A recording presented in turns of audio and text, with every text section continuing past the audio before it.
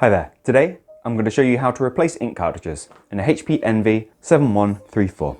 Now, this is nice and simple. It can be done from the printer itself without needing to involve an attached PC or laptop. And the first thing we need to do is open the top of the printer, which is nice and simple. On either side there's like a little lip. Get your fingers underneath, lift it up. It's below where the lid of the scanner is. And once you've got it up, it'll support its own weight and we can get into the printer itself. Now, as you can see, the printer has detected that the scanner bed has been lifted and moved the ink cartridges over to the right here so we can get them out.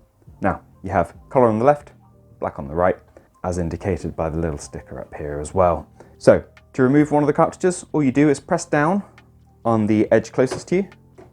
And as you can see, it kind of clips, sags like that, so you can just pull it forwards and out of the printer. Now, I've got no need to replace this cartridge, so I'm going to put the same one back in. But when you get your new cartridge, you want to make sure all protective packaging's been removed. There'll be a polythene bag, sometimes have like a paper tab and some tape covering this, which you need removing. Sometimes found at the side, especially on remanufactured cartridges like this one. And then pop it back into the printer. What we're doing is putting the ink cartridge back in, essentially the reverse of what we did last time. So you put it in loosely like that, push it back as far as it'll go, and kind of upwards. When you hear that little click like that, you know it's up in position. Now, you can repeat for the other cartridge if that one needs changing as well, but you get the idea.